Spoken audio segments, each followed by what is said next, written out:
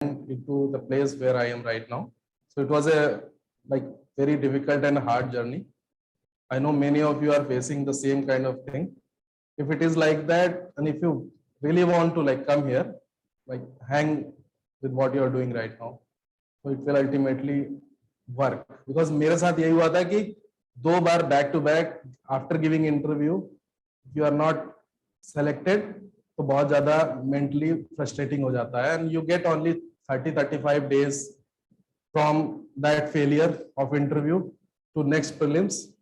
grieve भी करना है और prepare भी करना है, आगे भी बढ़ना है, तो it becomes difficult, but ultimately by God's grace I was fortunate enough, selection हो गया.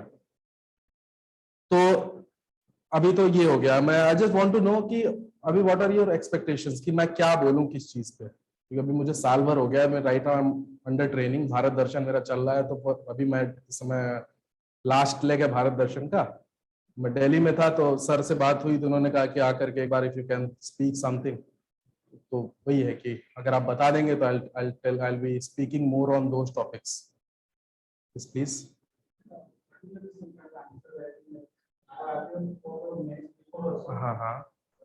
So the thing is, say I am the proper person जो इस वाले स्टेज में बता पाएगा चीजों को. जो फ्रेशर्स होते हैं उनको लेकर के मैं एक बार आई गिव माय राइडर कि हो सकता हूँ मैं उतने अच्छे से ना बता पाऊँ, उनके लिए ज्यादा रेलेवेंट होगा जो थोड़ा सा जैसे इस फेज में कि एक बार 2 बार लिख लिया है. तो okay, I tell something about GS answer writing और मेडिकल साइंस. ओके, और एनीथिंग स्पेसिफिक? हाँ जी, हाँ जी. How many of you have given prelims this time? Okay, you have given, and how many of you are comfortable कि yes clear हो जाएगा? Okay, ठीक है. तो मतलब हम लोग बेसिकली मेंस के पॉइंट ऑफ व्यू से ही बात करेंगे. प्रीलिम्स के बारे में भी थोड़ा सा बोल दूंगा इस चीज के लिए, क्योंकि मतलब मेरी जो स्ट्रेटजी थी प्रीलिम्स के लिए, उस हिसाब से इस बार का पेपर भी मेरा क्लियर हो जाता. मतलब बैक टू बैक मैं 4 बार मैंने प्रीलिम्स क्लियर किया. कुछ चीजें हैं जिस जगह पे आपको फोकस करना चाहिए प्रीलिम्स पे, अगर आप उस पर फोकस कर लेते हो तो प्रीलिम्स मतलब इतना कठिन नहीं रह जाता है. अदरवाइज मतलब प्रीलिम्स में 35 to 40 क्वेश्चन से ज्यादा किसी को नहीं आते. टू बी वेरी फ्रैंक, कितना भी कोई पढ़ ले, nobody is sure of prelims में कि 40 क्वेश्चंस. बाकी it is all about intelligent guesswork और थोड़ा सा लक. जो लोग नॉन मैथमेटिकल बैकग्राउंड से आते हैं उनके लिए सीसैट भी अब काफी टफ हो रखा है. तो मेक श्योर कि अगर जब आप अपीयर हो रहे हैं तो सीसैट पे भी थोड़ा सा वर्क करके जाएं. हम लोग के टाइम जब शुरू में 2016-17 तक it was relatively on the easier side, not this time. इसके पिछले साल भी इट वाज प्रीटी टफ. थोड़ा सा प्रैक्टिस उसकी करनी पड़ेगी. मैं क्या बोलता हूँ, वेलकम टू मेंस डायरेक्टली ना. मेंस में इफ यू वांट टू, मतलब मैं फॉर्चुनेटली फॉर मी मैंने हर बार मेंस क्लियर किया. All the 4 times I cleared mains. Mains में अल्टीमेटली मेरा जो अंडरस्टैंडिंग बॉयल डाउन होकर के आया है कि एटलीस्ट 3 बेसिक चीजों को आपको कम से कम शुरुआत में कवर करके रखना होता है. 3 बेसिक पेपर जिसमें आपको करंट अफेयर्स का उतना जरूरत नहीं होता. आपका optional subject 500 number out of 750. दूसरा है आपका एथिक्स का पेपर 250 मार्क्स अगेन. एंड तीसरा है एसे का paper again 250. So out of 1750, this 1000 marks paper, they do not require that intensive knowledge of GS. Basic knowledge of GS जो आपके prelims में आपने पढ़ रखा है, that is more than sufficient to tackle all these 3 papers which constitute 1000 marks out of 1750. यहाँ पे आप maximum gain कर जाते हो. Most of the freshers या जो जैसे शुरू में जो लोग होते हैं, they tend to give a lot of time preparing current affairs. ऐसा नहीं कह रहा हूं कि नहीं करना चाहिए, बट मेक श्योर कि ये डिस्प्रपोर्शनेट ना हो. सिर्फ आप न्यूज़पेपर ही ना पढ़ते रह जाएं या सिर्फ आप मटेरियल हंटिंग करंट अफेयर्स की करते रह जाएं. Because frankly speaking for mains 500 marks का ही क्वेश्चन ऐसा होगा जो करंट अफेयर्स से डायरेक्टली रेलेवेंट होकर के आएगा. Paper 2 and paper 3, even paper 1 is pretty static.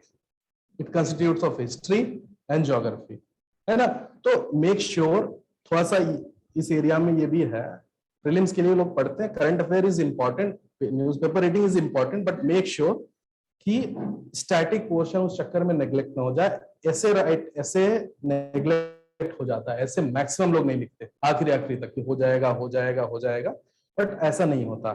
ऐसे की प्रैक्टिस इट्स वेरी इजी।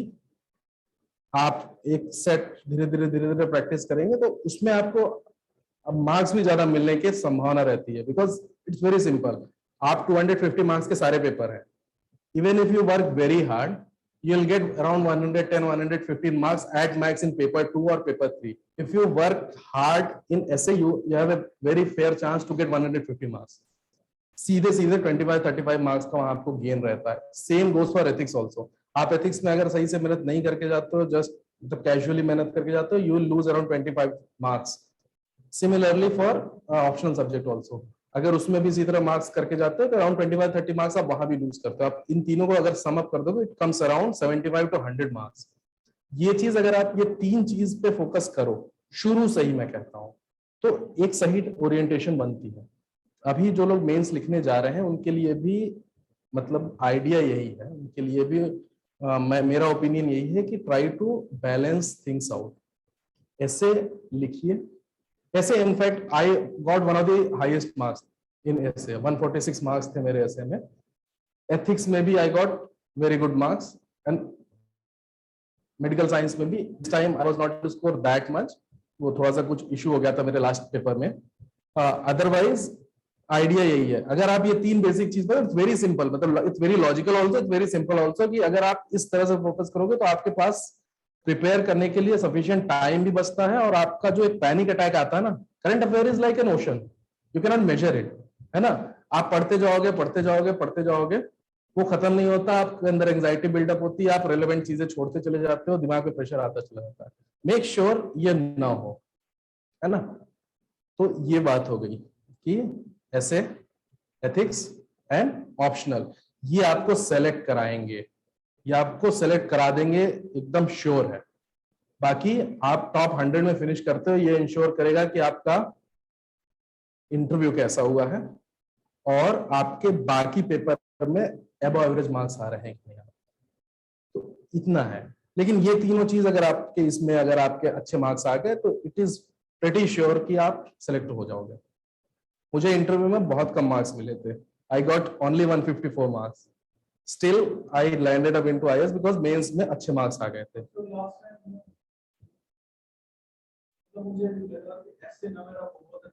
हाँ हाँ लास्ट मतलब 2000 अगेन आई डिस्कस अबाउट ऐसे ऑल्सो कि what should be the approach, है ना। So I am getting pointers. I'll talk about essay also. I'll talk about medical science also, and I'll talk about ethics also. So I'll talk about these three things. Okay, I'll tell. Similar situation में मैं था, essay में मुझे इतनी दिक्कत नहीं होती थी। Essay I was pretty good. Paper first time when I gave mains in 2017, I got 150 marks. 2018 I got very less marks in essay, probably because I worked too hard और thought of getting too much marks.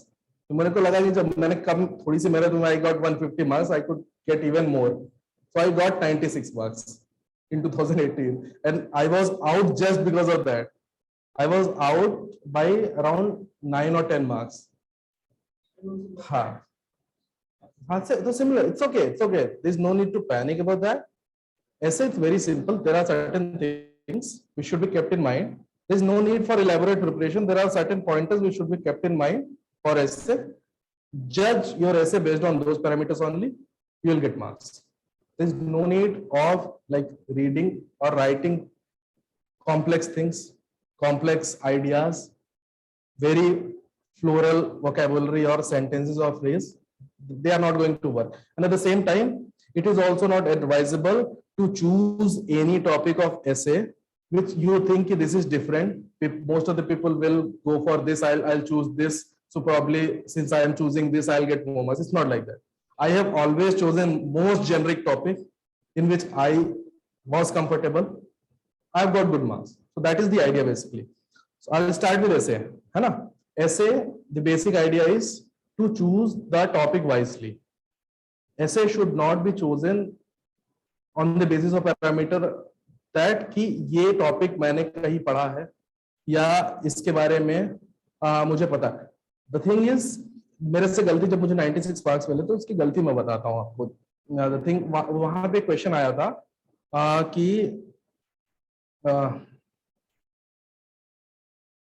poverty anywhere is a threat to prosperity everywhere. That was the topic, है ना. पिछले साल मुझे बहुत सारे number मिले थे. मेरे को लगा कि it is very simple, straight forward, poverty पे क्वेश्चन है. इकोनॉमिक का जितना डेटा था, जितनी चीजें मुझे पता थी, पावर्टी के जितने कोटेशन पता थे, मैंने सब सारे के सारे घुसा दिए उसमें. नहीं जरूरत थी. ये स्टेटमेंट जो है, it is denoting something different. इसका एक अलग सेंस है इस स्टेटमेंट का. Poverty anywhere is a threat to prosperity everywhere एक बहुत वाइड मीनिंग लेकर के आ रहा है, आपको इंटरप्रेट करने वाली बात है. It can be intellectual poverty, it can be, मतलब economic poverty is just one dimension of this particular statement, है ना. तो you can interpret it and write it in a very diverse manner. जब मैं सिर्फ ये सोच करके गया कि मुझे इसके बारे में इतना आता है, इतना डेटा आता है, इतनी सारी चीजें आती है, ये कमेटी आती है, सब कुछ लिख दिया, मार्क्स नहीं मिलेंगे. This is what I am saying. ऐसे में सबसे इंपॉर्टेंट चीज होती है कि आप टॉपिक क्या सिलेक्ट कर रहे हो और उस टॉपिक को कितने डाइवर्सली और कितना लूसिड तरीके से एक्सप्लेन कर सकते हो एग्जाम्पल के थ्रू, बेसिक पॉइंटर्स के थ्रू. मैं एक दो ऐसे शेयर कर दूंगा आपको किस तरह से ऐसे, मतलब मैं लिखता था. Very simple straight forward approach होती है. अनुदीप दुरी शेट्टी सर की अप्रोच अच्छी अप्रोच है. अपने हिसाब से अगर आप उसको मॉडिफाई कर सकते हैं, बहुत अच्छा अप्रोच है वो. उससे इतना रहता है कि you will gate average and above average marks. उसमें थोड़ा सा आप अपनी तरफ से इम्प्रोवाइज करेंगे तो you can get even more marks. But वो अप्रोच बहुत अच्छी है. मेरी बेसिक सी अप्रोच रहती थी कि अगर 1000 से 1200 वर्ड्स का बोल करके रखा है और अगर एक paragraph, if I have to write somewhere between 80 to 100 words, तो समवेयर आपका 12 से 15 पैराग्राफ का ऐसे बनेगा अराउंड. क्योंकि मैं वर्ड लिमिट क्रॉस करके कभी नहीं जाता था. मैं हमेशा 1000-1100 वर्ड के बीच में फिनिश करता था, क्योंकि आपको थोड़ा सा माइंडसेट भी समझना चाहिए जो आंसर चेक कर रहा है. कभी को ज्यादा चेक करने के लिए he is not or she will not be willing to check बड़े आंसर. अगर आपने वर्ड लिमिट में लिखा है, क्रिस्प लिखा है, रेलेवेंट चीजें लिखी है, तो you'll get मार्क्स उतने में ही, है ना. तो वर्ड लिमिट्स में आप मतलब 1000 वाले साइड पे ही रहिए. 12 to 15 paragraphs, very straight forward. एक दो पैराग्राफ में आप इंट्रोडक्शन लिख सकते हो, लास्ट के एक दो पैराग्राफ में आप कंक्लूजन एंड वे फॉरवर्ड लिख सकते हो. आपके पास 10 पैराग्राफ और बचते हैं, जिसमें से आप 6 से 7 पैराग्राफ में प्रोज में जा सकते हो, 3-4 पैराग्राफ में कॉन्स में जा सकते हो. This is a mathematical type of thing एक वो. लेकिन अगर ये बेसिक अंडरस्टैंडिंग है, और एक दूसरी अंडरस्टैंडिंग है विक्रम ग्रेवाल सर की थी, ये भी मुझे अच्छी लगी थी, कि पर पेज आपको 2 पैराग्राफ टारगेट करता है. हर पैराग्राफ में 2 से 3 चीज रिलेवेंट लिखी. हाँ, पर पेज, ताकि अगर आपके एक पेज में पूरा पैराग्राफ अगर आप लिख दोगे तो वो पूरा भरा हुआ लगता है, it does not look good. एक पेज में try to divide it at least कि उसमें 2 पैराग्राफ दिखे, and per paragraph at least 2 relevant things. ये मैकेनिकल है, मैथमेटिकल साउंड हो रहा है, बट धीरे धीरे प्रैक्टिस करेंगे तो ये चीज आने लगती है. ये अप्रोच है, थोड़ा सिंप्लीफाई कर देती है चीजों को, ऐसे को, है ना. और इसके अलावा इंपॉर्टेंट चीज और क्या हो जाती है, आप इंट्रोडक्शन कैसे देते हो और कंक्लूड कैसे करते हो. Introduction is always good, because this time मैंने एक तो शुरुआत की थी, एक विमेन पे ऐसे था, एक और कोई फिलोसॉफिकल ऐसे था. तो जो फिलोसॉफिकल ऐसे था उसमें मैंने मतलब एक हाइपोथेटिकल स्टोरी से ही शुरू किया था, बट आई मेड श्योर कि वो जो इंट्रोडक्शन में कैरेक्टर मैंने इंट्रोड्यूस किया था वो कंक्लूजन में भी आ जाए, लिंक हो जाए पूरा ऐसे घूम करके, है ना. एक वो अप्रोच भी अच्छी होती है. अनुदीप सर ने इस चीज को भी एक्सप्लेन करके रखा हुआ. और एक दूसरी चीज थी कि आप किसी तरह से कोई भी रेलेवेंट चीज अगर हुई हो उसको भी लेकर के आप शुरू कर सकते हो. ऑनरेबल पीएम मोदी जी की कोई स्पीच का कोई पोर्शन लेकर के शुरू कर सकते हो. मतलब ये चीजें हैं, लेकिन एक साथ साथ ये भी रखना है कि आपको बैलेंस होकर के रहना है। Mostly you are going to get into government service, है ना। आपको बहुत ज्यादा क्रिटिकल नहीं होना है, आप कंस्ट्रक्टिवली क्रिटिसाइज करिए उस चीज को, मेलो डाउन करके अपनी लैंग्वेज को ऐसे में भी लिखिए, आपको मार्क्स मिल जाते हैं। बहुत अगेन बहुत ज्यादा अगर आप टफ वर्ड्स यूज करते हो, बहुत ज्यादा ऐसे इस तरह के जो डिक्शनरी वाले कठिन कठिन लैंग्वेज वर्ड्स यूज करते हो, then also you are not going to get marks. Use very simple words, phrases, use all these ideas, try to remember some quotes, relevant quotes आप जहां जहां पुट कर सकते हो। ये भी नहीं करना है कि अब quotes याद किए तो लिख के ही आना है, सिर्फ मैं कोट लिखने के लिए एक अलग से पॉइंट डाल रहा हूँ, it should also not be like that. लेकिन कोशिश करिए कि ज्यादा से ज्यादा कोट्स आप रखें अपने पास, कि जहां रेलेवेंट हो सके just put it there. Hindi में भी डाल सकते हो, ठीक है, उसको नीचे आप इंग्लिश में मेंटेन कर, किसी भी लैंग्वेज में आप लिख सकते हो, but you have to write the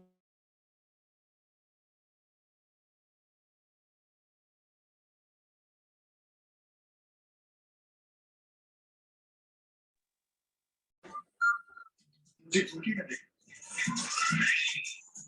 मानता हूँ मैं पहले से थोड़ा डरा है।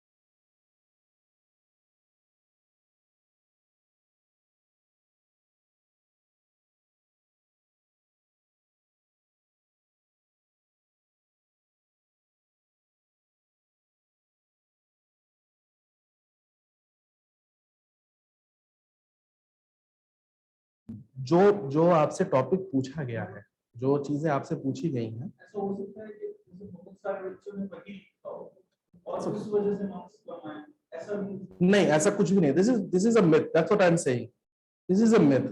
You write relevantly, you write very simple things, but relevant things, you will get more marks. Okay, okay. So there are certain questions in chat box also. I'll take. तो अब मुझे लग रहा है कि most of the things about essay I have discussed, relevant things I have discussed. ऐसे की, देखो for me it was very simple. Mrinal IAS या कोई भी जो भी मतलब वेबसाइट्स हैं जहां पे आपको पिछले 20-25 साल के यूपीएससी के ऐसे मिल जाएंगे, एंड यूके वहां पे भी डिवाइडेड है उनका सेगमेंट वाइज कि किस पोर्शन से कहां से आ रहे हैं। मैंने एक काम इस बार किया था कि मैंने उन टॉपिक्स को जीएस के पेपर्स के हिसाब से अरेंज कर लिया था। ऐसे के उन टॉपिक्स को जीएस के पेपर्स के हिसाब से अरेंज कर लो, फिलोसॉफिकल ठीक है एक तरफ रखो, बाकी सारी चीजें you can arrange it according to GS paper. तो जब आप जीएस का वो पोर्शन पढ़ रहे हो तो उन पर्टिकुलर एसेस को आप लिख सकते हो और उन पर्टिकुलर एसेस को आप अपने हिसाब से समझ सकते हो, तो वो चीजें उस समय एक साथ कंबाइन होकर के क्लब हो जाती। दूसरी चीज मैंने की थी, वो भी बहुत अच्छी एक्सरसाइज थी, विजन आईएएस या कोई भी जो भी कोचिंग इंस्टीट्यूट जो होस्ट करती है अपने प्रीवियस सक्सेसफुल स्टूडेंट्स की कॉपीज जिसमें एसेज लिखे हुए हैं, उनके ऐसे टॉपिक्स को भी आप, थोड़ी मेहनत लगती है, उसी तरह से पेपर 1, 2, 3 के टॉपिक वाइज जॉट डाउन करके उनके एसेज को भी आप पढ़ सकते हो। उसमें से मतलब जो पका पकाया मटेरियल है वो आप सीधे वहां से उठा लो, उसको अपने हिसाब से यूज कर लो। मैं समझ रहा हूँ, आई एम प्रीटी श्योर कि you are going to score very good next time. ये चीज मेक श्योर करिए, क्योंकि मैं भी आई वाज वेरी अप्रीहेंसिव जब मुझे 96 मार्क्स मिले थे, क्योंकि आइडिया वही था, कॉम्प्लेक्सिटीज दिमाग में आती। Essay is not about getting complexities in your mind, be as creative as you can, think as simple as you can, be as relevant as you can, है ना। आपके ऐसे में फ्लो होना चाहिए, आपका एक पैराग्राफ दूसरे पैराग्राफ से कनेक्टेड होना चाहिए, एक लॉजिकल सीक्वेंस होना चाहिए। और जैसा मैं कह रहा हूं, इंट्रोडक्शन के बाद अगर आपने खुद ही स्ट्रक्चर बता दिया है तो it becomes very easy for examiner to anticipate कि आने वाला क्या है। लेकिन जब आपने रिवील कर दिया है कि क्या लिखने वाला हूं मैं, उस लाइन से मत भटकिए। फिर try to be on that line only, you will get marks, you will get good marks. Essay में अगेन सेम थिंग, जब 96 मार्क्स मिले थे तो आई वाज टोटली शार्टर्ड, बहुत ज्यादा, क्योंकि मेरे 2017 I got 219 marks in medical science. For the first time I was giving mains, I was not at all prepared, so I didn't get much marks. 2018 I got 294 marks in medical science, 70 marks का jump हुआ, लेकिन उसके साथ साथ 50 marks का decline हो गया एक साथ ऐसे में। तो यूपीएससी के साथ ऐसा होता है, आपको नहीं पता कि आपकी किस्मत कब कहां चली जाएगी। 2019 आई वाज डैम श्योर कि मेरा सिलेक्शन नहीं होगा। आई मेड श्योर इन ये मेंस के पेपर्स में कि मेरा सिलेक्शन ना हो, क्योंकि मेरे पास समय नहीं मिल रहा था मुझे अपनी स्ट्रेटजी रीओरिएंट करने का। 17 prelims mains interview, 18 prelims mains interview, फिर से अगेन प्रीलिम्स, टाइम नहीं मिल रहा था। तो जब मैं 19 का मेंस लिखने गया था तो ऐसे अगेन आई वाज राइटिंग ऐसे 96 marks last year, I was very apprehensive. मैंने लिखना शुरू किया तो मुझे लगा कि again I am writing the same crap stuff, मेरे को फिर रीमार्क्स मिलेंगे। मैं ऑलमोस्ट पेपर छोड़ दिया था बीच में ही, लोगों ने मुझे बाहर जाने नहीं दिया, क्योंकि आपको यूपीएससी एग्जामिनेशन में बीच में छोड़ के जाने नहीं देते। फिर मैंने थोड़ी देर सोचा, मैंने बैठा हूं तो लिख ही लेता हूं, तो वो रिलैक्स होकर के लिखा। 19 में मैंने कम से कम 12-13 क्वेश्चन जीएस के छोड़े होंगे ब्लैंक, पूरे पूरे, जस्ट बिकॉज कि मुझे जो आता है मैं वो लिखूंगा। और आई डिलिबरेटली वांटेड कि मैं एक बार मेंस में मेरा सिलेक्शन ना हो, एटलीस्ट मेरे को सोचने और वापस से रीस्ट्रेटजाइज करने का समय मिले। बट 19 में मेरा सिलेक्शन हो गया। UPSC is like that, just giving this sense कि आपको नहीं पता, आप मेहनत अगर कर रहे हो, आप सही डायरेक्शन में मेहनत कर रहे हो, यू नेवर नो। और इस बार की फर्स्ट रैंकर को भी आप पढ़ा ही होगा, last time unfortunately language issue हो गया था। होता है, फ्रस्ट्रेट होना भी बनता है, इट्स वेरी ट्रू। मैं बिल्कुल ऐसा कभी नहीं कहता किसी को यार कि क्यों फ्रस्ट्रेट हो रहा हूँ, इट्स वेरी ट्रू। आप एक कमरे में बंद होकर के इतने दिनों से पढ़ रहे કામમાં છું, બને તો પછી આપણે હું તમારા માટે લેતા આવું. હું સહેજ કામમાં છું, આવું પછી. હા sir, just a second. Okay, sir, hello hello sir. Rishikesh Joshi here from Ahmedabad. Yes Rishikesh. Sir actually ऐसे राइटिंग के लिए सर कोई मतलब कोचिंग इंस्टीट्यूट भी मतलब समझाता नहीं है सही से कि ऐसे राइटिंग में जो फ्लो मेंटेन करना होता है, कि उसका इंट्रोडक्शन कैसे लिखना होता है, तो सर उसके लिए बेसिकली क्या फॉलो किया जाए कि मतलब हम सही से ऐसे लिख पाए. फॉर एग्जांपल आपने भी कुछ बुक्स वगैरह का नाम लिया. मैं this is what I was saying. Anudeep दुरी शेट्टी सर ने जो उनके वीडियोस भी कुछ मिल जाएंगे और उनकी बुक भी है। बुक तो मेरे ख्याल से बहुत मोटी है, मैंने बुक नहीं देखा था। उनका पुराना जो उनके कुछ नोट्स के फॉर्म में चीजें थी, जिस हिसाब से अप्रोच वो सही है, मतलब that is the approach actually, जो कि आप फॉलो करोगे तो एक अबव एवरेज मार्क्स आपके मिल जाएंगे। And again as I was saying कि essay is all about being creative. आप कितना क्रिएटिव हो सकते हो, कितना लूसिड हो सकते हो, उस पे आपको मार्क्स मिलते हैं। मेरे साथ मेरे को 146 मार्क्स मिले, मेरा एक और फ्रेंड है उसको 147 मार्क्स मिला। हम दोनों लोग के बीच में यही एक कॉमन चीज है कि हम दोनों लोग सिंपल तरीके से सोचते हैं, चीजों को ऑर्गेनाइज करके उसको प्रोजेक्ट करने की कोशिश करते हैं। कॉम्प्लिकेट नहीं करना होता चीजों को। सबसे इंपॉर्टेंट पोर्शन जो मैं बार बार कह रहा हूं, ऐसे is all about choosing the right topic और उसको सही तरीके से एक्सप्लेन कर रहा है। ये चीज कोई कोचिंग नहीं सिखाती और ये चीज सिर्फ प्रैक्टिस से आती है और ये चीज सिर्फ माइंडसेट से आती है। ऐसे की प्रैक्टिस आप बहुत जगह से कर सकते हो। बहुत सारे रेप्यूटेड कोचिंग इंस्टीट्यूट्स हैं जो हर वीक आपको एक ऐसे का टॉपिक देते हैं। You can practice from there also. Mains जब आपका आ जाता है तो आप डेडिकेटेड कोई भी कोचिंग इंस्टीट्यूट ज्वाइन कर सकते हो ऐसे के लिए। तब आप रेगुलरली प्रैक्टिस कर सकते हो, लाइक 5 टेस्ट 10 टेस्ट आप फिर लिख सकते हो। बट बिफोर दैट मैंने ये चीजें जो भी बताई है, this is a proper understanding. तो इसी तरह से चीजें हर कोई अप्रोच करता है। अनुदीप दुरी शेट्टी को you can please follow his advice in essay writing, it is very very effective.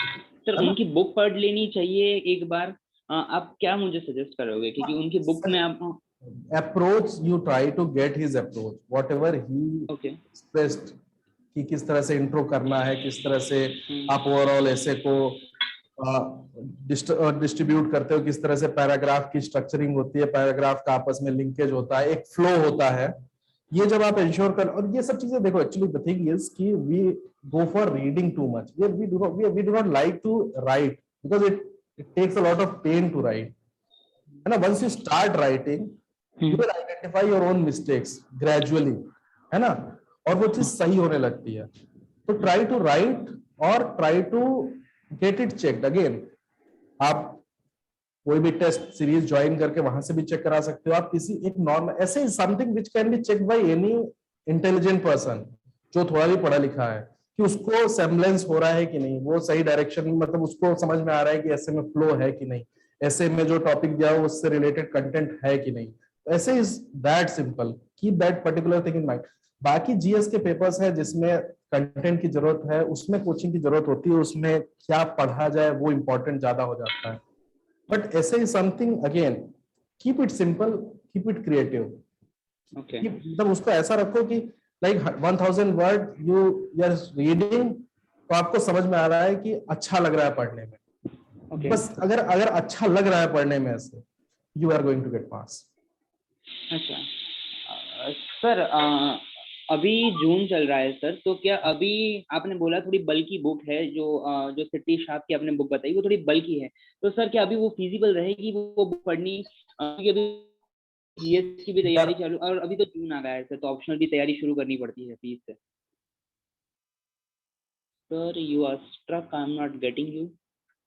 मोटी होने से नहीं मतलब है, अगेन आई एम सेइंग ना, तुमको ऐसे के लिए जो स्ट्रेटजी है वो ऑलमोस्ट जितने लोगों को अच्छे मार्क्स मिलते हैं वो ऑलमोस्ट सिमिलर स्ट्रेटजी रहती है, वेरी सिमिलर स्ट्रेटजी. तो किसी की स्ट्रेटजी को करके, और दूसरी चीज ये है कि आपको, ऐसा मैं नहीं कह रहा हूँ it is a relevant strategy, but you have to tweak it according to your own understanding, according to your strengths.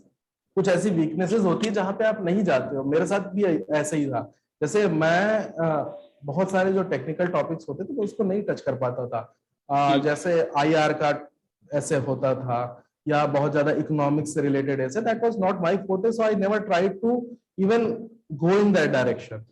जिस चीज में मेरी स्ट्रेंथ थी, जिस चीज में मुझे लगता था कि यार, क्योंकि अगर आप एनालिसिस करोगे यू विल फाइंड कि हर किसी के लिए आता है, ऐसे रहता है वहां पे कुछ चीजें. तो मेरा मोस्ट ऑफ द टाइम जो सोशियो इकोनॉमिक इश्यूज रहते थे इससे रिलेटेड ऐसे, या फिलोसॉफिकल एसेज हुए, क्योंकि इसमें ये ओपन एंडेड टाइप के एसेज होते हैं, आप इसको किसी भी डायरेक्शन में ले जा सकते हो, कितना भी क्रिएटिव हो सकते हो. तो वो है. और sir philosophical essays for let me complete this again.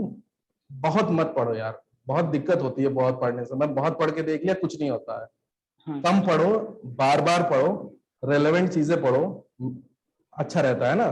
Try to read relevant things, कम चीजें पढ़ो, क्योंकि वो रिवाइज कर पाओगे, क्योंकि चीज दिमाग में रख पाओगे.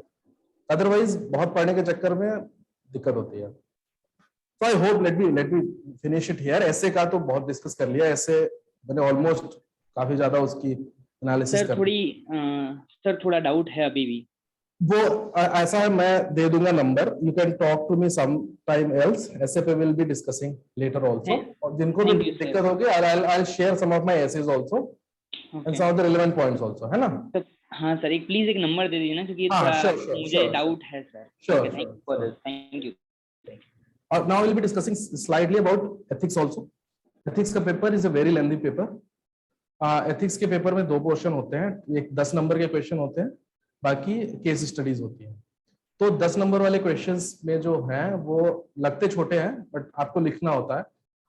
उन 10 नंबर वाले क्वेश्चंस में एटलीस्ट आपको मिनिमम जो, जैसे मेरे जो नंबर बढ़े all of a sudden, because in first time I got 17 marks, second time I got 82 marks, third time मेरे नंबर बढ़े जस्ट बिकॉज मेरे को एक सीनियर ने सही एडवाइस दे दी कि पढ़ना नहीं है बहुत ज्यादा एथिक्स में. एथिक्स में आपको उस टॉपिक से रिलेटेड रेलेवेंट एग्जाम्पल्स कोट करने होते हैं. 10 नंबर के क्वेश्चन में अगर आप उस टॉपिक से रिलेटेड 2-3 एग्जांपल्स रिलेवेंट लिख देते हो, you are going to get optimum marks, और आपको ज्यादा लिखना भी नहीं है। Ethics is that simple, specially that 10 marks question. उसमें भी 2-3 तरह के क्वेश्चन होते हैं, अगर if you are analysing that paper properly, है ना। एक तो आपका स्ट्रेट फॉरवर्ड क्वेश्चन आते हैं, डेफिनेशन बेस्ड क्वेश्चन आ गए कि कॉन्फ्लिक्ट ऑफ इंटरेस्ट क्या होता है, एथिकल डायलेमा क्या होता है, इससे रिलेवेंट एग्जांपल लिखिए। एक कोटेशन बेस्ड आते हैं, और एक बिल्कुल ही कोई एक ऐसा सा स्टेटमेंट दे दिया, कंपेयर कंट्रास्ट करने के लिए दिया।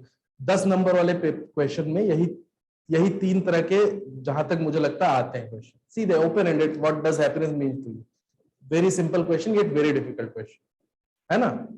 इसके लिए भी एक किताब कुछ सेलेक्टेड कैंडिडेट्स ने बनाई थी, डिकोडिंग एथिक्स करके, मैं उसका भी लिंक शेयर कर दूंगा। उनके भी आंसर्स अगेन बहुत अच्छे हैं, यू कैन डिस्कस, मैं भी उसको भी शेयर कर दूंगा आप लोगों के साथ। लेकिन अल्टीमेटली आइडिया यही है, 10 नंबर का कहीं पे भी क्वेश्चन आएगा, आपको एक पैराग्राफ लिखना है इंट्रोडक्शन का, सिर्फ एक मतलब सेंटेंस में। 10 नंबर का कोई भी क्वेश्चन आता है जीएस का किसी में, दिस इज द फॉर्मेट, एक सेंटेंस का इंट्रोडक्शन होगा और लमसम एक सेंटेंस का ही कंक्लूजन होगा। इससे ज्यादा आप लिख नहीं सकते, क्योंकि आपके पास लिबर्टी नहीं है, बाकी आपके क्वेश्चन छूट जाएंगे दूसरी जगह पे। बीच में आप जितना लिख सकते हैं वो आपका बीच का होगा। तो try to write relevant things and try to memorise some of the definitions and pre-cooked conclusions in these parts, because ethics में the syllabus is very limited, you can actually remember the definitions, है ना, जो भी relevant चीज होती है। और एक और चीज है कि डेफिनेशन प्री-कुक जरूरी नहीं है आप किताब से ही कठिन डेफिनेशन रखिए, आपकी जो अंडरस्टैंडिंग है वो एक डेफिनेशन रखिए, बार बार उसी को लिखिए, 1-2 टेस्ट दे करके देखिए, अगर वो चीज अच्छी लग रही है you right that particular thing. लेकिन हर टॉपिक पे एटलीस्ट रेलेवेंट 1-2 एग्जांपल्स आप लिखिए। अगेन एग्जांपल्स में मैं फिर से कहूंगा, एग्जांपल्स भी again you can divide examples into certain types, उस पॉइंट ऑफ व्यू से भी आप सोचिए example. Examples can be current affairs based which are most relevant, लेकिन दिमाग से स्लिप होते हैं, डिफिकल्ट टू रिमेंबर। दूसरा एग्जांपल आपका हो सकता है हिस्ट्री बेस्ड, जो कि आप मॉडर्न हिस्ट्री से उठा सकते हैं एग्जांपल्स, आप वर्ल्ड हिस्ट्री से उठा सकते हैं एग्जांपल। तीसरा एग्जांपल होता है माइथोलॉजी बेस्ड, जिसमें आप गीता, कुरान, रामायण, महाभारत, कहीं की भी कहानियां उठा करके, पंचतंत्र, हितोपदेश की कहानियां उठा करके यू कैन कोट देम। चौथी चीज होती है आप रिलीजियस एथिक्स में से भी रेलेवेंट पोर्शंस उठा सकते हैं। और पांचवा जो इफेक्टिव होता है बट बहुत सिंपल होता है, लेकिन उसको लिखने में मतलब सावधानी बरतनी चाहिए, वो आपका खुद का पर्सनल एग्जाम्पल होता है। That is also one type of example जो कि आप लिख सकते हैं हर जगह। ऑनेस्टी, ऑनेस्टी में आप कोई करंट अफेयर्स का भी एग्जाम्पल दे सकते हैं, अगर किसी ने आपको दिखाया। आप पर्सनल भी कोई एग्जाम्पल दे सकते हैं ऑनेस्टी का। आप हरिश्चंद्र का भी एग्जाम्पल दे सकते हैं ऑनेस्टी में। आप जीसस क्राइस्ट का भी एग्जाम्पल दे सकते हैं ऑनेस्टी में। ये कैटेगरीज हैं, 4-5 कैटेगरीज हैं। अगर आप थोड़ा सा दिमाग लगा के सोचेंगे, हर टॉपिक पे आपको इससे रिलेटेड, इन 4-5 सब हेडिंग्स से रिलेटेड एग्जांपल्स मिल जाएंगे। Try to think much before the examination is going to happen. ये चीज अगर आप अभी से दिमाग में रखना शुरू करेंगे, तो जब तक मेंस आएगा you get into the habit of collecting those examples, those relevant examples for ethics paper, है ना। ये हो गया 10 नंबर का। एक और तीसरी चीज है, जब आपका स्टेटमेंट बेस्ड क्वेश्चन आते हैं, है ना, जैसे स्वामी विवेकानंद का कोई एक स्टेटमेंट आ गया, तो how you approach that question, उसमें भी सीधा सीधा सा रहता है कि दिस स्टेटमेंट, अगर आपको पता है कि किसने लिखा है, उसका क्या मीनिंग है, पहले आप उसको लिखेंगे कि this is my understanding. Just let me see, hello, बताओ। नहीं, अभी I am in the session, थोड़ी देर में मैं फ्री होता हूं तो फिर कॉल करूंगा। का वो वाला पोर्शन कि हाँ, नहीं, exactly that is what I am saying. मैं उसका एक स्ट्रक्चर बता रहा हूं आपको कि this should be the approach, then you are going to get marks. उसका आप उस स्टेटमेंट से क्या समझते हो, इन द सेंस कि एथिक्स में आपने सिलेबस में जितनी चीजें पढ़ी उससे रिलेवेंट अगर आपको कुछ समझ में आ रहा है, तो that you can write in one sentence. Then उस पर्टिकुलर स्टेटमेंट का अभी करंट सोसाइटी में क्या रेलेवेंस है उसको लिखिए, उस स्टेटमेंट का नेशन से रिलेटेड, नेशन के लिए क्या रेलेवेंस है, उस स्टेटमेंट का इंटरनेशनल लेवल या ग्लोबल लेवल पे क्या रेलेवेंस है। ये 3-4 चीजें अगर आप लिख देते हैं विद एग्जांपल, वहां पे आपको मार्क्स मिल जाएगा। ये मैं एथिक्स में इसलिए कह रहा हूं ना, एथिक्स में लोग रैंडम आंसर्स लिख करके आते हैं, but there is a structure. If you follow that structure, आपके दिमाग पे लोड कम रहता है और आप सही ढंग से सोच पाते हो, तैयारी करने के टाइम पे भी और आंसर लिखने के टाइम पे भी। एथिक्स के 10 नंबर वाले क्वेश्चंस ना ऑलमोस्ट ऐसा ही यू शुड अप्रोच थिंग्स। अब आता है सेकेंड पोर्शन, जो आजकल काफी बड़े बड़े पैराग्राफ्स आने लगे हैं। उससे भी अगेन थोड़ा सा घबराना नहीं चाहिए, उसको आप तुरंत 2 बार पढ़ना है। मेक हैबिट, प्रैक्टिस यहाँ पे भी कि 2 बार पढ़ना है उसको। एक बार तेजी से पढ़ना है, अंडरलाइन करना, एक बार फिर से वो करना है, मतलब उसको समझ करके उसमें से क्या। और उसका भी सेम अप्रोच होता है, स्टेक होल्डर्स आइडेंटिफाई करने हैं, गोला बनाना है स्टेक होल्डर, या आप लोग जैसे भी उसको करते हैं। दूसरा उसमें पूछता है कि what are the ethical issues involved in that. In general उससे ये पूछता है। एथिकल इश्यूज की भी आप एक लिस्ट बना सकते हैं, ready made list are available, उससे आप मेमोराइज करके रखिए। कुछ कुछ एथिकल इश्यूज है, 5-6 उसको लिखना। तीसरी चीज पूछी जाती है कि ये या तो वो खुद ही दे देंगे, ये कोर्स ऑफ एक्शन है, इसकी मेरिट्स क्या है, इसकी डिमेरिट्स क्या है।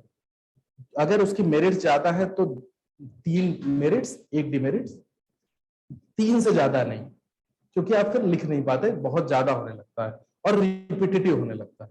क्योंकि एक कोर्स ऑफ एक्शन का एक दूसरा नेगेटिव कोर्स ऑफ एक्शन होगा तो उसका मेरिट वहां हो जाएगा, इसका डिमेरिट यहाँ हो जाएगा, तो वो रिपीट होने लगता है। वो नहीं करना है ना। कम लिखना है, रिलेवेंट चीजें लिखनी है। और लास्ट में आता है कि what will be your final course of action. Final course of action आप लिखिए अपने हिसाब से, और लास्ट में एक कंक्लूजन सा लिखना होता है कि कोई भी कॉन्स्टिट्यूशन से रिलेटेड या कोई रेलेवेंट कोटेशन का तो उसको एंड करना होता है। ये हो गया एक स्ट्रक्चर। इसके बाद भी जो केस स्टडीज आती है, you can broadly categorise them into 4-5 broad types. आप मोस्टली देखेंगे या तो वो केस स्टडी एक नॉर्मल पर्सन के पॉइंट ऑफ व्यू से आएगा जो सोसाइटी में एथिक्स से इंटरेक्ट कर रहा है। उसमें आप जो नॉर्मल एथिक्स, एथिकल प्रिंसिपल्स होते हैं, ऑनेस्टी, पीस, मोरालिटी और जो जो सारी चीजें, एटीट्यूड, परसुएशन, ये सब जो हैवी वेट वर्ड्स है उसका मेनली यूज होता है वहां पे।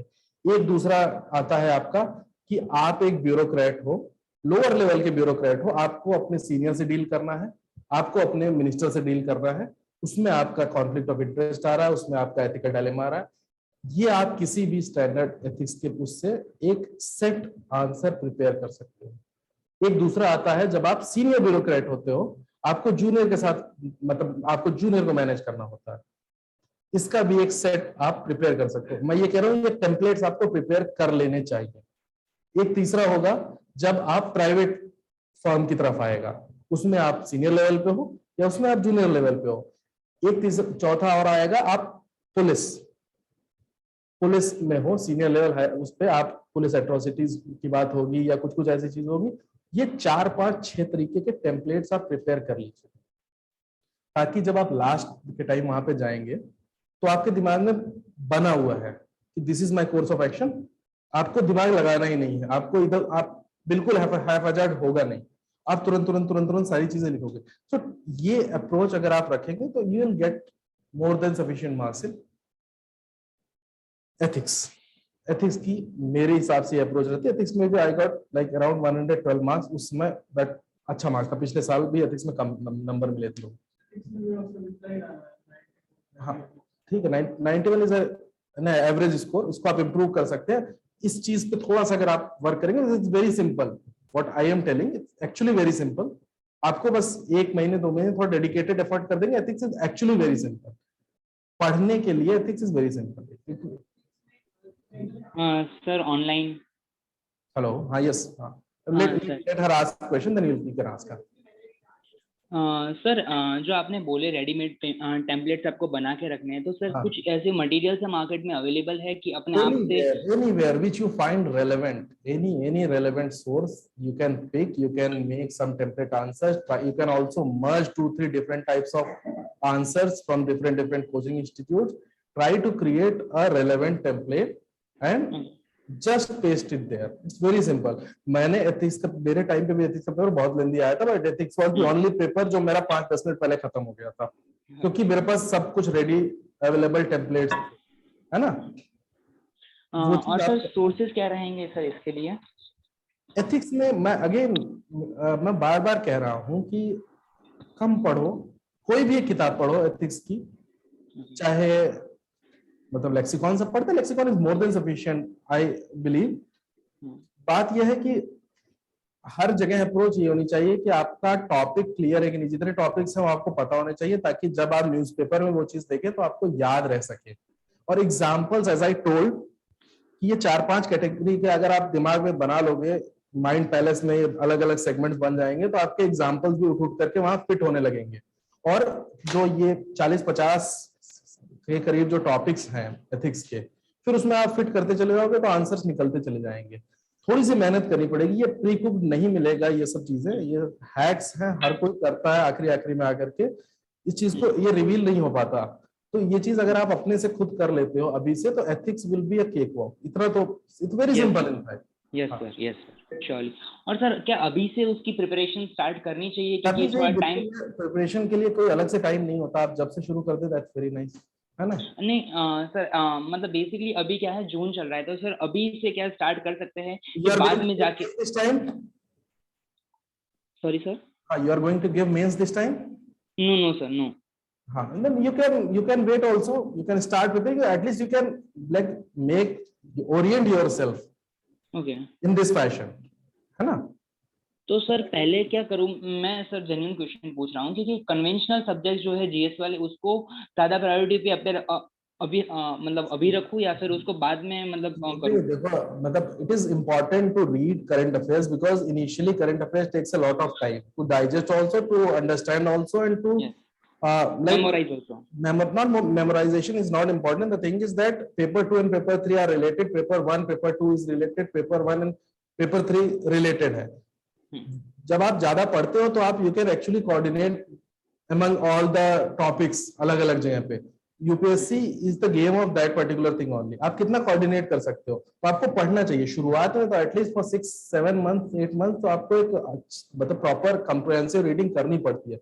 बाद में these are the pointers which I am giving. जब आप एक थोड़ा सा एक स्टेबल लेवल पे पहुंच जाते हो, आपका एक नॉलेज लेवल आ जाता है, उसके बाद you can actually approach things in that manner, तो चीजें आसान हो जाती हैं करना, चीजें लिखना, और मेंस की अप्रोच फिर आसान हो जाती है। दैट्स व्हाट आई सेड कि मैं अभी फिलहाल मेंस के ही पॉइंट ऑफ व्यू से बात कर रहा हूं। जब फिर से will I take some time for all those student those who are going to appear for the first time शुरू से, तब की तब देखेंगे। बट अभी right now I am more of this mains oriented kind of thing. Good evening, sir. Just wait, there are certain students in classroom also, they want to ask some questions, so I'll take this question first. I'll take their questions in class. Yes. As ethics में try to like write in paragraphs, है ना। हाँ 10 सारे questions में try to write in paragraphs. Paragraphs are good. नहीं points, don't mention points, मतलब ethics in general ethics also नहीं जरूरत है उसकी, मतलब it's better नहीं। 10 marks के question में it is not needed, GS के में it is needed। आपसे पूछ रहा है, you can write 1 2 3 4, even 1 2 3 4 भी लिखना is not good। स्टार मारो वो करो, क्योंकि आप 1 2 3 4 लिखते हो तो एग्जामिनर को दिख जाता है कि बस 4 ही पॉइंट्स थे 5 ही पॉइंट थे, ठीक है, एरो लगाओ ये करो ऐसे करके। But it's always good to write in paragraph format in ethics subject, है ना, अच्छा रहता है उस चीज के लिए। अच्छा एक लेट मी वन एथिक्स के लिए एक और लास्ट सजेशन है। विशाखा यादव रैंक 5 मेरे से 1 साल पहले 2019, उनकी कॉपीज बहुत अच्छी हैं एथिक्स की, है ना। तो if you can go through the copies of Vishakha Yadav of ethics, very relevant copies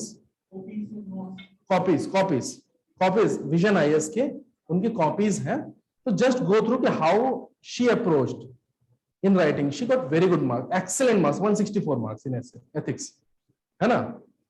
तो बहुत अच्छा अप्रोच है। Even I can understand why she got marks, because वो एक अप्रोच थी उस तरह की। डोंट वरी, 164 उस समय इसलिए मिला था क्योंकि उस साल एथिक्स में नंबर बटे थे, लिटरली बटे थे, तो इतना नंबर यूजुअली नहीं आता, बट आया था वो। She was the highest scorer in ethics, in fact अभी तक की हाईएस्ट स्कोरर होगी भाई।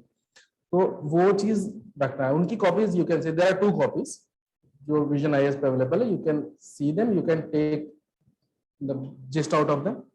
अच्छा है वो, है ना. Anything more about ethics?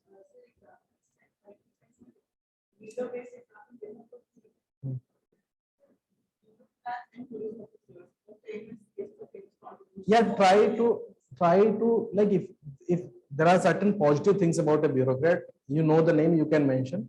Try to avoid writing about negative things about bureaucrats. वो अगर आप कर सकते हैं तो that is more than sufficient. Sir इसकी स्ट्रक्चरिंग के लिए फॉर एग्जांपल अगर एथिक्स के आंसर आते हैं सर, उसकी स्ट्रक्चरिंग के लिए कोई पर्टिकुलर समथिंग थोड़ा सा. हाँ हाँ, तो Ashok Khemka sir is very famous, so people can understand. हाँ, मेंशन करके कि रेलेवेंट किस कैडर के हैं, क्या है, उन्होंने क्या किया, अगर वो चीज आप you can mention, then you can definitely get marks, है ना. It's good thing also because the more you know about this famous bureaucrat, those who have worked really well in field, तो वो आपके इंटरव्यू में भी बहुत काम आता है. But the people tend to ask questions, do you know this particular person, do you know this particular, you can answer that. If you can incorporate the examples of any bureaucrat in your answers while you are giving an interview, it is always going to fetch you more marks.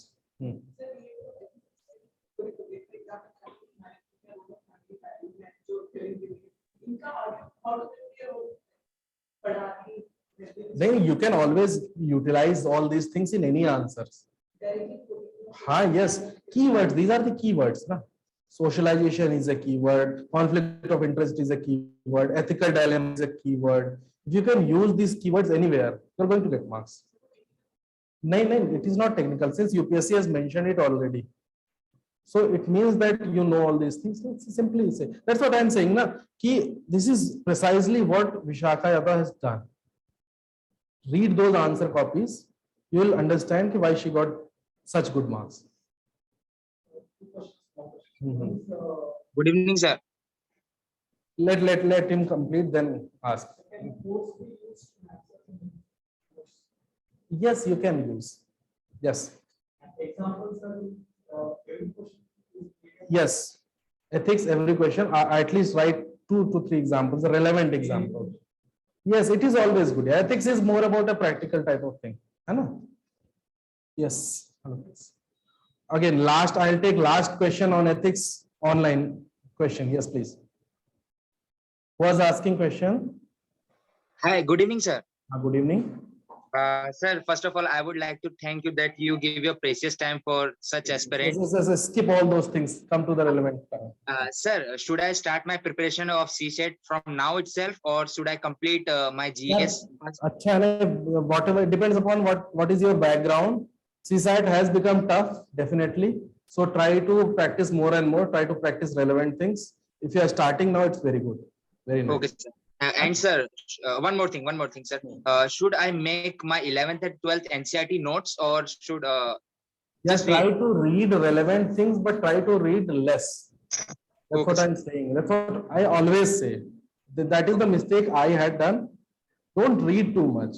Read relevant things. If you do not understand a particular topic, then NCERT is relevant. If you already understand a particular thing, there is no need to read NCERT and learn everything. Through NCERT, there is one good thing. NCERT, the kind of the format in which they have written the things, it is actually relevant in writing answers. If you can pick up that particular style, it will definitely help. But if you are already well versed in a particular topic or any particular thing, then it is not required here. It is not at all required to read each and every NCERT. Hai na? Okay, sir. Okay. Thank you, sir. I'll be quick to discuss something about medical science also. Then I'll close. Sir, Yes. one more question, sir. Yes. बहुत सारे sir current affairs होते हैं, editorials होते हैं sir, तो इसको revise कैसे किया जाए सर? मुझे एक सर बहुत प्रॉब्लम होती है सर, मतलब Say the same thing I'm saying from the beginning itself. Make sure that current affairs are not like, it is important. Again, it is very important, but make sure कि वो disproportionately आपका time waste ना करा दें, जैसे मेरा कराया है शुरू से ही. हाँ सर, मुझे भी यही प्रॉब्लम हो रहा है सर, टाइम बहुत ज्यादा चला जा रहा है सर. जो भी करंट अफेयर्स आ रहे हैं, मार्केट हाँ। में जो भी रेलेवेंट कोचिंग मटेरियल्स हैं, किसी भी एक कोचिंग मटेरियल का जो मटेरियल है करंट अफेयर्स का, it is more than sufficient. No need to club different different coaching institutes current affairs, हाँ because all of them they write almost the same thing, yes sir. है ना. तो it is और- not needed. हाँ. Another thing is, suppose you are reading editorial or newspaper, it is again not mandatory to revise.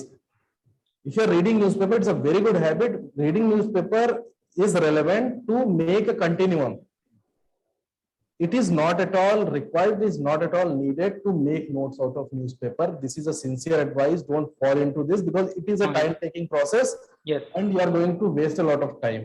Yes, If sir. something is already prepared for you in form of coaching material, then don't waste time in preparing notes. But again, it does not mean that you should not read newspaper. Read newspaper, but make sure that is done to ensure the continuum of current affairs which is going on. Newspaper is more relevant for interview, most relevant for interview, because questions are going to be asked directly and more elaborately in interview.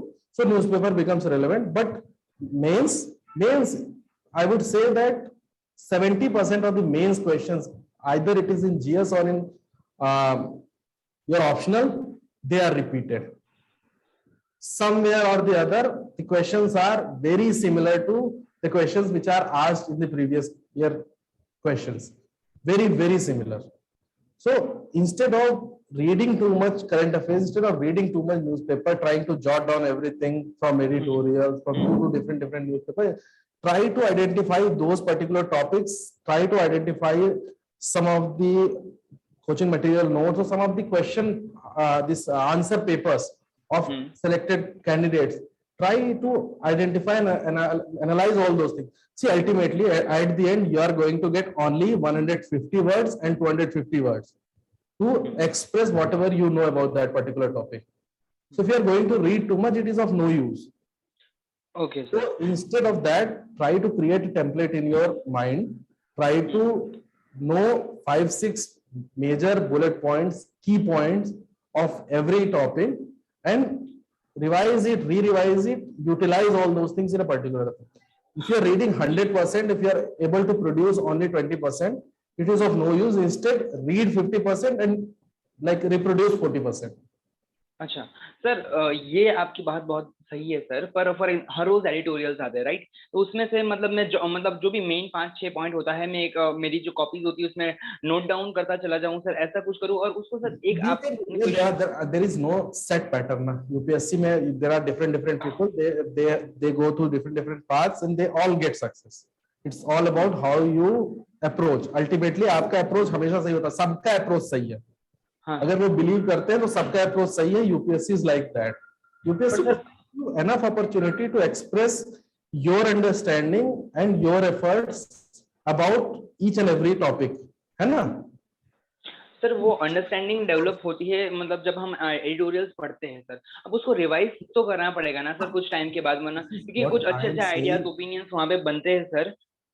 सी मैं अभी you are not able to not getting what I am saying. Yes, sir. Opinionated होना is a good thing. ठीक है, that is more relevant in interview time. They straightforwardly ask your opinion about a particular thing. But in mains, they are asking about pros, they are asking about cons, they are asking about certain headings, certain words. You are not going to get all those material in a consolidated form in a particular editorial or something. Make sure that you cover those things first, then come to editorial, then enhance your knowledge. But before that, you complete all those things. Then utilize your time here, revise those things. It's a very good habit you have developed that you are reading editorials on a regular basis. That will enhance your knowledge bank ultimately. But make sure कि पहले वो चीज हो जाए जो relevant. जो conventional subject है वो बोल रहे हो आप? Conventional and all these topics, yeah, these things are available. मतलब सारे topics जितने भी हैं, जो भी मेंस के GS 1, 2, 3, 4 के जो सब हेडिंग्स टॉपिक्स हैं, उन सबके रेडीमेड मटेरियल्स अवेलेबल हैं. किसी भी एक कोचिंग इंस्टीट्यूट का मटेरियल उठा करके पढ़ लो, उसी को बार बार पढ़ो. आई एम डेड श्योर कि you are going to get much more marks than hopping around through different newspaper, jumping and collecting different information from different sources. वो नहीं होगा बिकॉज आपको लास्ट में you have not seen, I believe आपने अभी कभी mains नहीं लिखा है. लास्ट में मेंस में आपके पास समय नहीं बचता चीजों को एक साथ कलेक्ट करके प्रोड्यूस करने का। आपका छूटता जाता है, जैसे जैसे आपका छूटता जाता है आपका कॉन्फिडेंस खत्म होता चला जाता है। तो मेक श्योर कि आप एक बेयर मिनिमम करके रखिए, उसके ऊपर आप जो करते हैं वो आपकी श्रद्धा है, आपकी इच्छा है ना। ओके सर, और एक खाली बता दीजिए कि आपने कौन सी रिवीजन स्ट्रेटेजी फॉलो की थी, अगर जो कुछ आप पढ़ रहे थे कोई। स्ट्रेटजी अलग से नहीं होती भाई, मतलब सबकी अपनी रिवीजन स्ट्रेटजी होती है, फिनिश करना होता है। बस थिंग इज कि यू फिनिश। कुछ लोग 3 दिन पहले फिनिश करके कॉन्फिडेंट हो जाते हैं, कुछ लोग लास्ट दिन फिनिश करके कॉन्फिडेंट होते हैं, कुछ लोग 10 दिन पहले फिनिश करके कॉन्फिडेंट हो जाते हैं। Whatever you are comfortable in, वो करिए आप। Let me finish it because अब मुझे निकलना भी है, अभी मुझको मेडिकल साइंस भी पूरा डिस्कस करना है ना। तो discuss about optional again. Medical science 300 marks is the optimum marks, उससे ज्यादा मार्क्स बहुत मुश्किल हो रहा है अभी मेडिकल साइंस में मिलना, but 300 marks are quite achievable, you can get it. मैंने मेडिकल साइंस के लिए एक एलेबोरेट राइटअप लिखा हुआ है, वो मैं शेयर भी करूंगा आप लोग को। और इसके अलावा मैं एक मतलब अप्रोच बताता हूँ। यूर अ डॉक्टर, है ना, आपने फर्स्ट ईयर और सेकेंड ईयर में कौन कौन सी किताबें पढ़ी थी जो बेसिक एनाटॉमी के लिए? बीडी चौरसिया, यही सब पढ़ना है। मतलब खासकर specially I am talking about paper 1। Paper 1 is exactly the same as what we do in our professional examination writing, सब कुछ वैसा ही होता है। मेडिकल साइंस में पेपर 2 में डिफरेंस आ जाता है। पेपर 2 को कैसे अप्रोच करना है वो मैं थोड़ा सा बताऊंगा। पेपर 1 इज ऑलमोस्ट सिमिलर, बहुत वैसा ही है। मेडिकल मैंने सबके लिए लिखा, पेपर 1 पेपर 2 एक कॉम्प्रिहेंसिव मेडिकल साइंस के लिए मैंने राइटअप लिखा हुआ है। I hope it is very relevant and that is the crux of my understanding about this particular optional, that is very relevant also. लोगों को मार्क्स मिल जाते हैं उससे, मैं आपसे शेयर करूंगा इस चीज को, है ना। मेरी अपनी खुद की बुक लिस्ट है। बुक लिस्ट अगेन आप लोगों ने जो पढ़ रखी है मोर देन सफिशिएंट बुक लिस्ट है, उसके लिए अलग से कुछ मेडिकल साइंस के लिए मैं बिल्कुल नहीं बोलूंगा पढ़ने के लिए। जो चीज पढ़ रखी है उस चीज को आप पढ़ते रहिए, उस चीज को रिवाइज करते रहिए और उस चीज को जितना शॉर्ट कर सकते हैं, क्योंकि लास्ट में 5 दिन मिलेंगे आपको, उस 5 दिन में आपको जितने अधिक से अधिक चीजें रिवाइज करने में आ जाए। हाँ, नोट्स देखो यार, again the same thing, it's very logical ना, कि अगर आपके पास लास्ट में 5 दिन बच रहे हैं तो जो चीजें पढ़ी हैं, जो चीजें आप नहीं कवर कर पा रहे हो, try to make notes out of them और try to simplify them at least, कि लास्ट में उनसे रिलेटेड कुछ चीजें दिमाग में आ जाए। क्योंकि जब आप एथिक्स ऐसे 3 जीएस के पेपर लिख करके आते हो ना, तो मेडिकल साइंस पूरा डब्बा गोल हो जाता है, यहाँ कुछ नहीं याद रहता उसमें। फिर आते हो जब तो फिर एकदम से याद करना पड़ता है कि ये चीजें। तो 5 दिन में एटलीस्ट हर टॉपिक आप एक बार देख लो कि ये रिलेवेंट डेटा है, ये रिलेवेंट बुलेट पॉइंट्स हैं, तो इतना होना चाहिए। अब उस समय अगर आप किताब लेकर के बैठ के आपने उठा लिया कि मेरे को बीडी चौरसिया का तीनों ऐसे ऐसे करके देखना, इट टेक्स टाइम और it frustrates you as well. एक चीज यहाँ दी हुई, एक चीज यहाँ दी हुई है, इससे बेटर रहता है कि उसको चीजों को आप थोड़ा सा कंसोलिडेट कर लें। तो मैंने वो किया हुआ था। सबसे बेस्ट चीज ये होती है कि आप पहले एक टॉपिक वो बना लीजिए कि ये टॉपिक्स हैं, है ना, दीज आर द टॉपिक्स।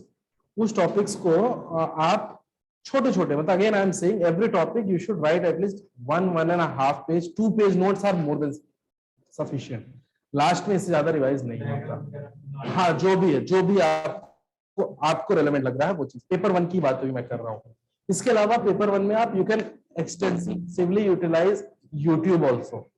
जो ऐसे टॉपिक्स हैं जो आपको नहीं समझ में आ रहा, जो चीजें आपको जल्दी कवर करनी है, मान लो आपसे नोट्स नहीं बने, लेकिन आप उसको सुन सकते हो लास्ट में 1.5x 2x पे, तो वो अभी से यूट्यूब में ही प्लेलिस्ट बना करके वो टॉपिक्स आप रख लो जो चीजें आपसे हो नहीं हो पा रही है। लास्ट में अगर आप सुन भी लेते हो ना, तो भी आप रिप्रोड्यूस करके आप सकते हो। खासकर जैसे न्यूरो फिजियोलॉजी होती है, न्यूरो एनाटॉमी हुई, उसमें डिसेंडिंग पाथवेज है, असेंडिंग पाथवेज है, जो बैलेंस पोस्चर, ये सब वाले टॉपिक्स होते हैं। अगर आप इसके नोट्स नहीं बना पा रहे हो तो एटलीस्ट लिसन। बहुत सारे बताओ ऑनलाइन लोगों ने इस चीज को एक्सप्लेन करके रखा हुआ है। तो जब आप शुरू में ही चीज को सॉर्ट आउट कर लेते हो ना कि मैंने ये वीडियो देखा हुआ है, उसकी प्लेलिस्ट बना रखी है, तो लास्ट में भी अगर आपसे नहीं पढ़ा जा रहा है, सुन लो उस चीज को, हो जाता है वो। फॉरेंसिक मेडिसिन के साथ भी ऐसे टॉक्सिकोलॉजी एक बहुत बड़ा सा पोर्शन हो जाता है, तो उसके लिए भी अगेन कुछ टेम्पलेट्स बना लो। This is how I am going to write. Even अगर मुझे कुछ नहीं समझ में आता तब भी कुछ कुछ चीजें तो मैं लिख सकता हूँ ना, तो वो चीजें आप लिख करके आ जाओ। इसके अलावा लास्ट में फार्माकोलॉजी आती है, सेम वही चीज। फार्माकोलॉजी में पूरा नहीं पढ़ना, फार्माकोकाइनेटिक्स और ये सब कुछ नहीं पढ़ना, उसमें 3 चीजें लिख रखी हैं सिर्फ। आपको साइड इफेक्ट्स उसका देखना होता है, मैकेनिज्म ऑफ एक्शन देखना होता है और यूजेस देखना होता है। अगर ये 3 चीज आप करके जा रहे हो हर क्लास ऑफ ड्रग्स की, that is more than sufficient. इसके नोट्स भी बनाना, now you can feel it is easy actually, अगर ये सिर्फ 3 चीज लिखनी है आपको। फार्माकोलॉजी में एक लास्ट में और पूछता है कि एक स्टेटमेंट दे देता है उसका कि वाई करके आता है, ऐसे करके स्टेटमेंट करके दे दिया, बीटा ब्लॉकर साथ ये है ऐसे, हाँ वाई दिस इज, वो एक ऐसी चीज है जो कहीं से भी आती है। तो उसके लिए मैं कहता हूँ कि पिछले 15-20 साल के फार्माकोलॉजी के जितने पेपर्स तुमको मिल सकते हैं, उससे रिलेटेड जितने क्वेश्चन मिल सकते हैं, उसको इकट्ठा करके एटलीस्ट उसको एक बार देख लो। उससे रिलेटेड अगर कोई क्वेश्चन आ गया तो हिट कर दो उसका, अदरवाइज हाँ एग्जैक्टली, मतलब उसके लिए भी माइंड बना करके रखो, ठीक है। ये पेपर 1 हो गया। Paper 1 is relatively on the similar line to what we write during our prof examination. जो मेन मुद्दा है वो पेपर 2 का है।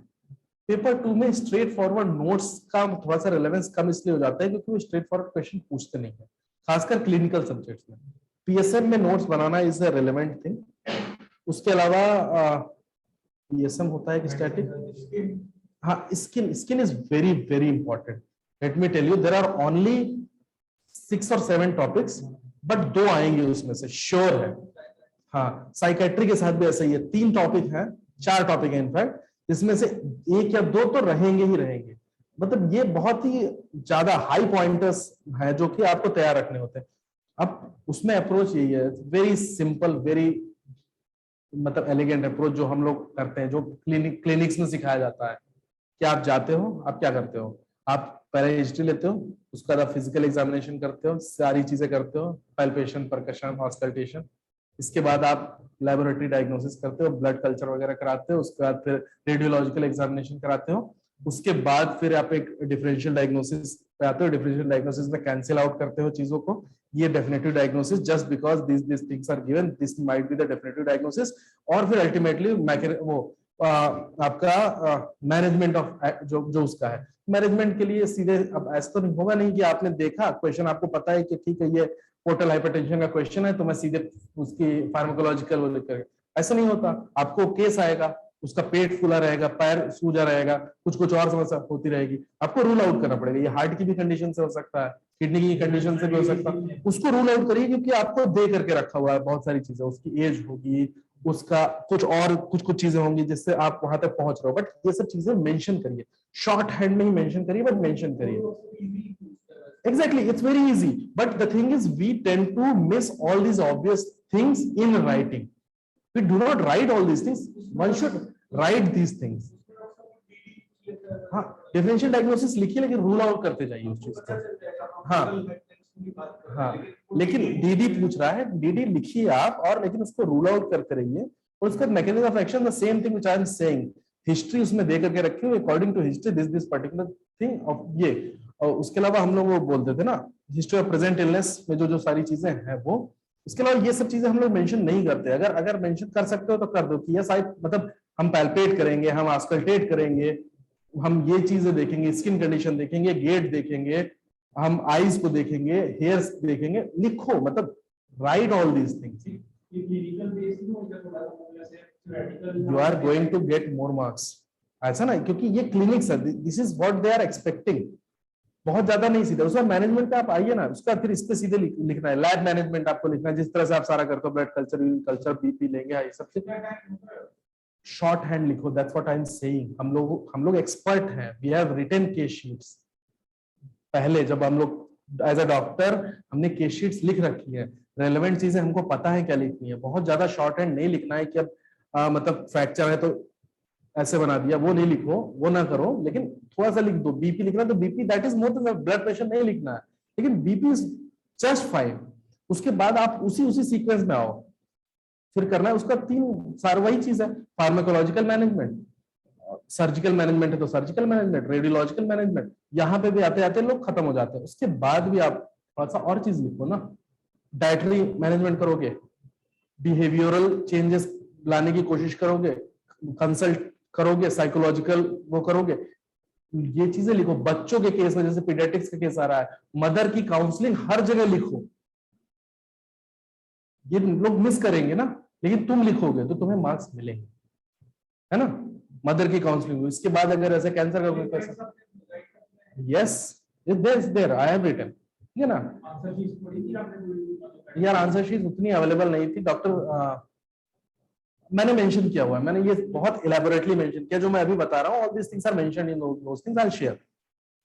फिर इसके अलावा आप वो उस पे आइए, आप पैलिएटिव चीज भी लिख दीजिए। उसके आप लास्ट में इवन कुछ नहीं तो सिंपल फॉलो अप भी लिखिए, I will follow up the case after 1 week 1 month, इतनी बार, है ना। और this might be the prognosis also. इतना अगर आपने लिख दिया तो वो एक कॉम्प्रिहेंसिव केस बन जाता है और एक सिस्टमेटिक केस लगने लगता है। हर क्वेश्चन में अगर आप ऐसे लिखते हो तो you are going to get marks. Very simple, as simple as that. Paper 2 में आपको बहुत सारे मार्क्स मिल जाएंगे ऐसे, है ना। और ये जो अप्रोच बता रहा हूँ, इसी अप्रोच के साथ अगर जब आप वापस से रिवाइज कर रहे हैं, पढ़ रहे हैं, क्योंकि यूजुअली जब भी हम, जैसे आप मेडिसिन की बुक उठा करके देख लो तो आप नॉर्मली कैसे कोई भी टॉपिक दिया, नेफ्रोटिक सिंड्रोम देख करके रखा हुआ तो what is the definition of nephrotic syndrome, these are the etiological factors of nephrotic syndrome, these are the symptoms and signs of nephrotic syndrome। ये एक सीक्वेंस होता है हर जगह का। जबकि डिफरेंट जब आपका क्वेश्चन आता है तो इसका जस्ट उल्टा आता है ऐसे, है ना। मैनेजमेंट आपका नीचे से शुरू होता है, ऐसे सारी चीजें। और नेफ्रोटिक सिंड्रोम ही सिर्फ नहीं पूछेगा, वो लास्ट में पूछेगा, उससे पहले भी आपके डिफरेंशियल पूछेगा। तो एक आइडिया, जब आप सिर्फ नेफ्रोटिक सिंड्रोम पढ़ करके जाते हो और उस माइंडसेट के साथ जाते हो तो वहां पे आप उस तरह से नहीं लिख पाते। इस माइंडसेट के साथ अगर आप पढ़ोगे फिर पेपर भी, मतलब रिवीजन के टाइम पे, तो you will gain more, you will need less effort और you will retain relevant things. एक नोट से जैसे इस तरह जैसे एक क्वेश्चन में 5 पार्ट्स हैं, उसमें से 4 आते हैं, आपको एक नहीं आता। यार देखो, दूसरे में ऐसा नहीं है, आप उसमें से किसको चूज करेंगे? जो जिसमें आपको ज्यादा अच्छे से आता हो। देखो एक और चीज है, one more thing, be brave enough to believe कि आपको कुछ क्वेश्चंस तो बिल्कुल नहीं आएंगे, उसमें रायता ही फैला के आना होता है। उसको भी लिखो जितना आता है, बट इतना होता है। देखो you will always find medical science में कि you will not be knowing more than 220 marks. 30-35 number के क्वेश्चन तो आपको नहीं आएंगे, बिल्कुल ब्लैंक रहेंगे। खासकर जो क्वेश्चन 1 और क्वेश्चन 5 कंपलसरी होता है, जो उसमें 1-2 क्वेश्चन तो रहते ही हैं जो आउट ऑफ सिलेबस रहते हैं। अब उनका क्या कर लेना है, that is for every optional. you'll find this that the compulsory questions 1 and 5 will contain some of the subpart which are not at all given anywhere in syllabus। तो उसके लिए घबराना नहीं है। 10-10 नंबर के वो क्वेश्चन रहते हैं, 20-25-30 नंबर के क्वेश्चन अगर नहीं भी आते, छूट भी गए, तो उनको छोड़ दो यार, उनके चक्कर में ज्यादा मतलब दिमाग नहीं खर्च करना है। सेम, और सबका पेपर छूटता है, उसका कारण यही है कि आप टेम्पलेट बना के नहीं जाते हर क्वेश्चन। इसीलिए प्रैक्टिस इंपॉर्टेंट है लिखने की। जब आप लिखते हो तो हर चीज का टेम्पलेट बनता चला जाता है। जीएस के भी क्वेश्चंस के टेम्पलेट्स आपके पास बन जाएंगे, मेडिकल साइंस के भी टेम्पलेट्स आपके बन जाएंगे, हर सब्जेक्ट के आपके टेम्पलेट्स बन जाएंगे। मतलब एक स्केलेटन बन जाएगा। उसके बाद आपको बस चीजें फिट करनी रहती है। जब आपके अंदर रियल स्किल आ जाती है तो आपके क्वेश्चन छूटने बंद हो जाते हैं, फिर आपका वैल्यू एनहेंसमेंट होना शुरू होता है। तो try to develop this skill first कि how you construct that skeleton, है ना। जैसे मैंने ये बताया कि स्ट्रक्चर बता दिया, सेम ये चीज जैसे माइक्रोबायोलॉजी के साथ है। माइक्रोबायोलॉजी में भी एक स्ट्रक्चर है, लाइफ डायग्नोसिस का एक पूरा स्ट्रक्चर है। चाहे आप फंजाई पढ़ोगे, चाहे आप वायरस पढ़ोगे, चाहे आप बैक्टीरिया पढ़ोगे, कुछ चीजें एकदम ऐसे ही सिमिलर मिलेंगी। वो स्ट्रक्चर अगर आपको याद है तो फिर बस आपको पॉइंट उठा करके ऐसे ऐसे फिट करने होते हैं। जब आप नहीं ये चीज करके जाते तब आप क्या करते हो, आप डिसप्रपोर्शनेटली कुछ चीजें बहुत अच्छी लिख जाते हो और कुछ चीजें बिल्कुल ही खराब लिखते हो और कुछ चीजें छूट जाती। बैलेंस आउट करना है, be an above average guy in all the subjects, आप सिलेक्ट हो जाओगे। Don't try to be master of one subject and average और below average in other subject. That is not a good idea, that is not a good strategy. Above average होना है, और above average में सिर्फ इतना है 250 में से, इट्स जब आपके 20 क्वेश्चन जीएस में भी होते हैं, आई एम प्रेटी श्योर किसी को भी 16-17 क्वेश्चन ज्यादा नहीं आते, 2-3 क्वेश्चन ऐसे होंगे ही होंगे, 3-4 क्वेश्चन ऐसे होंगे जहां पे आप फुल तुक्का मारोगे, रायता फैलाओगे। फर्स्ट आइडेंटिफाई दोस क्वेश्चन कि इस पे कम से कम टाइम वेस्ट करना है, लेकिन इन क्वेश्चंस के पास भी मेरे लिए स्केलेटन मौजूद है, तो at least I will reproduce that skeleton in that particular question. जब आप प्रैक्टिस करना शुरू करोगे तो you will get an idea. आप इसीलिए मैं कह रहा हूं कि थ्योरी पढ़ने से अच्छा होता है, कभी कभी ना जब पढ़ रहे हो उसके साथ साथ लोगों के जो सिलेक्टेड लोग हैं उनके आंसर्स भी आप पढ़िए, उनके उस पर्टिकुलर पोर्शन के आंसर्स पढ़िए, उनके स्ट्रक्चर को देखिए कि how they are structuring their answers. You will get a pre cooked skeleton of that particular topic or that particular thing in that particular आप श्रीजा मेरी बैचमेट है, उसके क्वेश्चंस उसके मतलब आंसर अवेलेबल है, इनकी ही उस पे मिल जाएंगे या मैं शेयर कर दूंगा। श्रीजा के लिखे हुए लिखना चाहिए, पेपर 1 के लिए कर लेना चाहिए, पेपर 2 के लिए भी जितना हो सके वी आर ट्राइंग, मतलब इनफैक्ट दे आर ट्राइंग कि एक कुछ मटेरियल अब तैयार कर दे मेडिकल साइंस के लिए, but for you it's always beneficial यार ना। Medical doctors are good readers, बहुत लंबा पढ़ सकते हैं, तो पढ़ने का तो टेंशन लेना नहीं चाहिए हम लोगों को, हम लोग बहुत पढ़ सकते हैं, बिलीव इट, हम लोग बहुत पढ़ सकते हैं, हमारे जितना कोई नहीं पढ़ सकता। तो नोट्स भी बना सकते हैं, जितने अधिक से अधिक नोट्स बना सको बनाओ। कुछ ऐसे सब्जेक्ट्स है, मतलब make sure in your head कि तुम्हें पता होना चाहिए कि यार this topic is going to take a lot of time during my last 5 days। उनके नोट्स अगर नहीं बन रहे हैं तो एटलीस्ट बेयर मिनिमम उनके नोट्स बना लो, अगर टाइम मिले तो बाकी के भी नोट्स बना लो, है ना। बाकी I share that. So this is all, मैं भी अब निकलता हूं, मेरे पास भी थोड़ा सा काम है, 9 बज भी गया है। Thank you so much, sir. It was nice talking to you all। बाकी किसमें मेडिकल साइंस यार, anywhere you join, it is all about practicing, it's not about the coaching।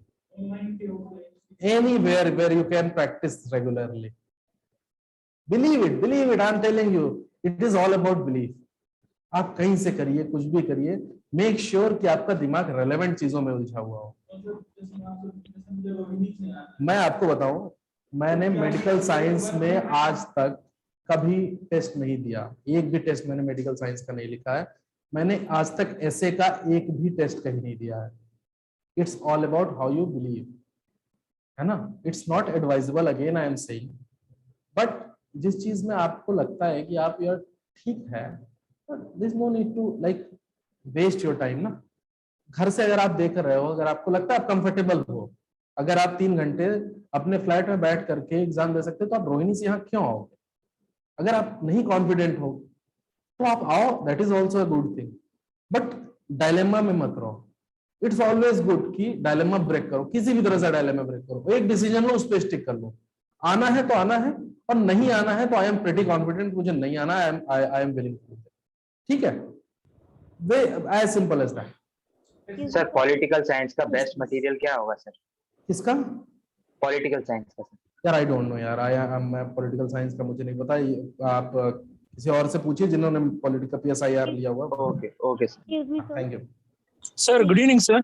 Yes sir मेरा एक डाउट था कि हाँ। आपने बहुत सही समझाया सर कि हमें मतलब क्लिनिकल केस कैसे अप्रोच करना है, जैसे डिफरेंट DDs लिखना है, उसके बाद उनको रूल आउट करना है वगैरह। मगर हमारा इंटर्नशिप वगैरह ऑलमोस्ट होके 1 साल 2 साल हो गया सर। सो ये practical knowledge don't fear about that, again that was also a fear in my mind as well, है ना।